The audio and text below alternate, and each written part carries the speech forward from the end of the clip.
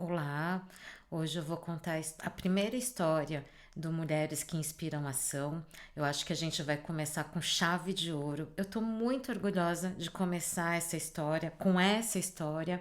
Eu conheço essa mulher, eu pedi para que essa mulher pudesse escrever para mim. Inicialmente, eu até queria que ela fizesse uma entrevista, mas ela pediu anonimato e escreveu a história dela para mim. Quero honrar muito, né, e agradecer muito a ela por ela ter confiado em mim e quero muito hoje honrar essa história e a partir dela poder inspirar outras mulheres também. Eu vou começar lendo a história que eu recebi e depois eu quero fazer umas considerações curtas, né? Porque essa história ela é incrível e ela vai inspirar muitas pessoas, espero que sim. Vou começar. Bem, quero começar a minha história falando um pouco da minha infância, em uma cidadezinha pequena no nordeste do Brasil. Éramos em 14 irmãos, o meu pai motorista de caminhão, não tinha nem o ensino fundamental completo.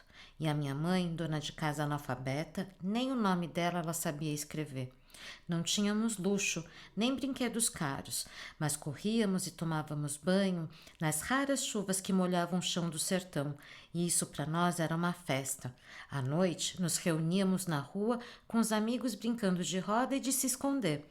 Não tínhamos aparelhos digitais, mas nos divertíamos muito na interação uns com os outros, nas calçadas contando histórias verdadeiras e inventadas. Porém, como tudo na vida vai mudando e tomando rumos que não queremos, o meu pai veio a falecer, deixando todos nós pequenos. Minha mãe sem instrução, ela ficou desorientada, sem trabalho, sem estudo, sem o esposo e com muitas crianças para alimentar. Ela não aguentou a pressão da perda e se afundou na bebida. Bebia todos os dias na semana e só parava quando ficava de cama. E quando melhorava um pouco, voltava a beber. Ela virou uma alcoólatra. E nós pequenos ficávamos à mercê da sorte. Tínhamos que nos virar sozinhos. Mesmo com pouca idade, a minha mãe, quando estava sóbria, tentava arrumar alguma coisa para a gente comer. Ela se virava, mas a situação era bem difícil. Às vezes eu tentava cuidar dos meus irmãos menores. Eu me lembro de histórias. Uma que me marcou como um dia que estávamos com muita fome e não tínhamos o que comer em casa, e uma vizinha que trabalhava na limpeza das ruas me ofereceu uma comida. Eu peguei e esquentei em um fogo de lenha que tínhamos no quintal. Na verdade, esse fogão eram uns tijolos e uns gravetos embaixo, e coloquei essa panela nesse fogo para esquentar. E em meio à chama alta da lenha seca e da fumaça sufocante, eu esquentei essa comida e dei para minha irmã menor comer. Ela começou a passar mal e eu fiquei desesperada, ela vomitando e eu querendo chorar sem saber o que fazer. Não tinha a quem recorrer. Foi um dia difícil, onde senti o desamparo e a tristeza de uma vida com a escassez do básico. Mas a gente vai vivendo um dia de cada vez. E Deus vai nos ajudando a acreditar em dias melhores. Eu cresci e conheci o meu agora então esposo, pai dos meus 3 filhos.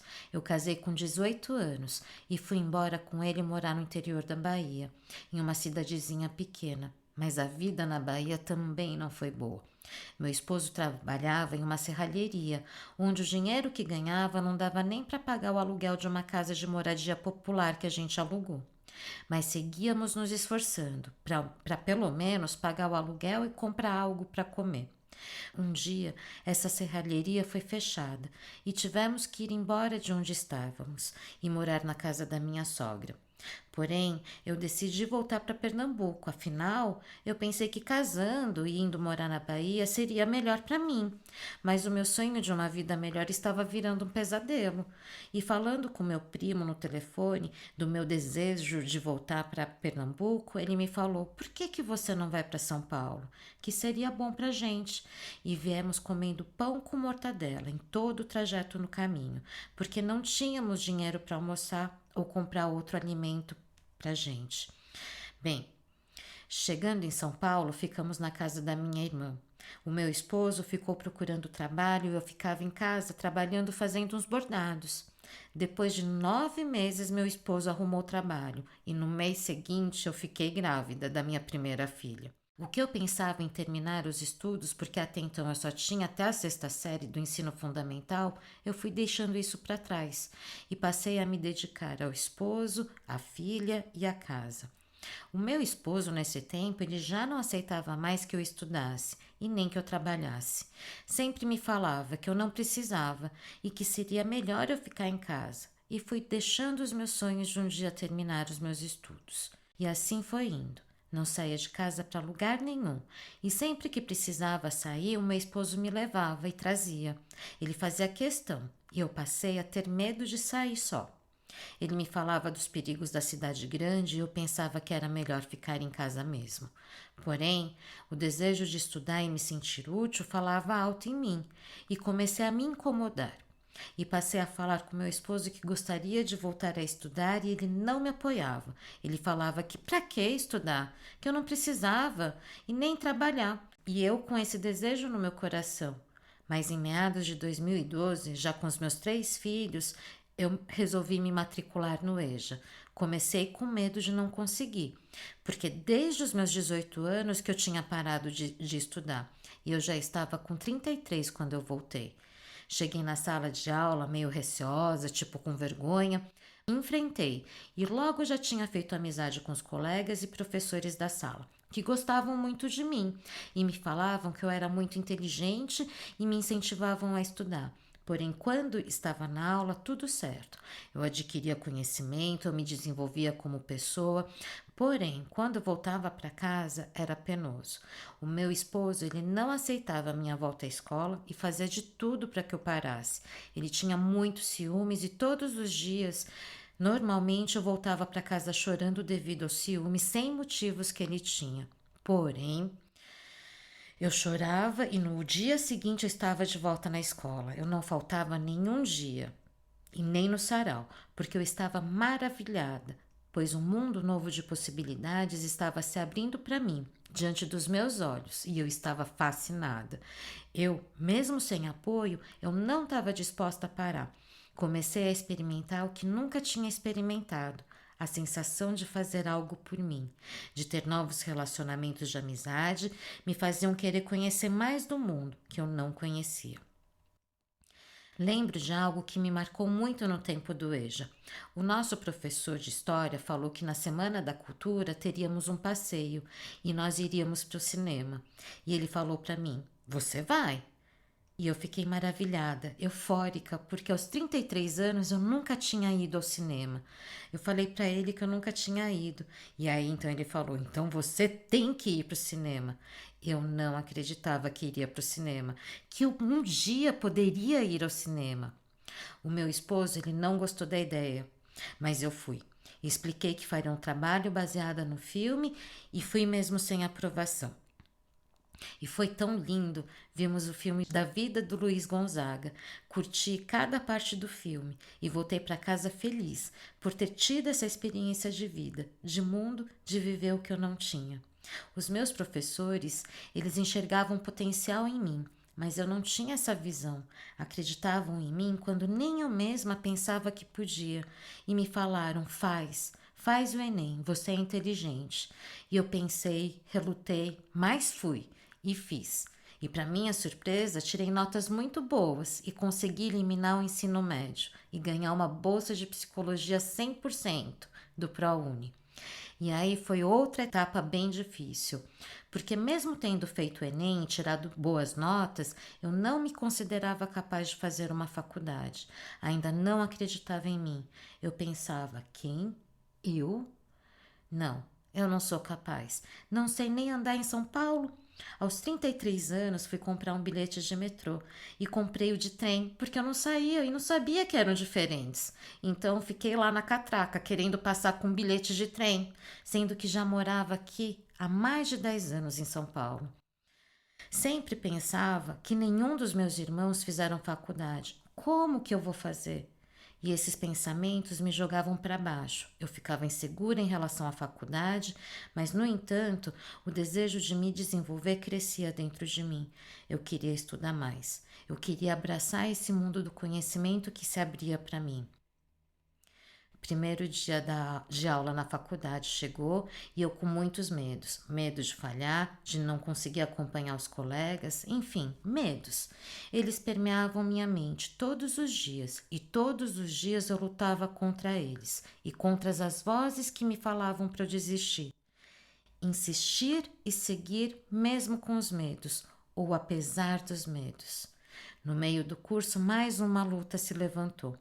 Eu recebi um diagnóstico de que estava com uma infecção que poderia estar se desenvolvendo para um câncer no colo de útero e eu fiquei preocupada. Já não dormia direito, chorava muito, pensando em todo o processo que a doença poderia me causar. Não tinha cabeça para nada e pensei em desistir da faculdade porque estava mal. E nesse período já tinha muitas coisas para dar conta na faculdade, eu pensava que eu não ia conseguir. Mas no mesmo instante, algo me falava para continuar. E eu continuei, graças a Deus. A doença regrediu e eu fiquei bem. E segui meus estudos e a minha vida agora acadêmica. E como eu me sentia feliz com essa expressão, como eu me sentia realizada, útil, valorizada, porque eu sempre tive o pensamento de que todo mundo poderia vencer, menos eu. E agora eu podia ver diante dos meus olhos muitos medos antes enraizados se enfraquecerem. Eles já não tinham mais tanto poder sobre mim. Eles não conseguiam mais me bloquear como antes, me barrar. Eu seguia, apesar deles. E nessa trajetória tive a ajuda de professores muito maravilhosos que souberam me acolher, me incentivar e até mesmo fazer notas em trabalhos meus que me fizeram voltar para casa no ônibus aos prantos. E essas notas deixadas nos meus trabalhos acadêmicos tinham peso de validação de todo o meu esforço e superação em direção à concretização do meu sonho de ter um diploma universitário, em um curso que nos ajuda a acolher e compreender as pessoas em sofrimento psíquico. Sim, apesar de muitas lutas enfrentadas, longos caminhos percorridos, hoje eu sou uma psicóloga. Sei que ainda tenho muito que aprender, porque conhecimento nunca é demais e viver se sentindo útil faz nossa vida florescer. Que história, né? Olha que história linda dessa mulher. Acho que eu tenho pouco para poder acrescentar nisso tudo, porque essas palavras elas já dizem por si só. Eu vou fazer umas pequenas considerações e vou falar um pouquinho sobre a questão da meritocracia, porque essa mulher, quando criança, ela viveu em condições de pobreza muito extrema e não é justo isso, e não poderia ser assim. Então, ela. Sim, ela supera todos os desafios e concretiza o seu sonho, e aqui eu não quero vangloriar a questão da meritocracia, ela saiu lá de baixo e conseguiu. Não. O que eu quero valorizar nessa história é como essa mulher, essa guerreira, ela conseguiu olhar para os desafios e conseguir encontrar o que nela era mais verdadeiro, e aí ela conseguiu prosseguir, porque era verdadeiro nela, porque era verdade, e era assim então que ela ia caminhar. É nessa parte que ela faz a virada, porque ela queria estudar. E apesar, né, de demorar tanto para ela poder realizar esse sonho de volta, aos 33 anos ela consegue, porque ela nunca deixou de sonhar com isso, porque era a verdade dela. Tem uma frase que ela fala que é muito importante, é uma frase linda que ela fala e agora vai seguir comigo pro resto da minha vida. Ela fala assim: insistir e seguir mesmo com medos ou apesar dos medos. Aqui ela pega e fala, né? A gente sempre vai ter medo, não tem jeito. Alguma coisa nova acontece, a gente vai sentir medo, mas ela não paralisa com eles. Ela fala, eles vão estar do meu lado, eles vão estar junto comigo, mas mesmo assim eu vou com eles, né? E os medos dela era não ser capaz de estudar, achar que ela não podia estar na faculdade porque nenhum dos seus irmãos, né, ninguém da sua família tinha ido para uma faculdade ainda. Então ela chegava na faculdade e falava: eu posso, eu consigo, eu sou inteligente o suficiente.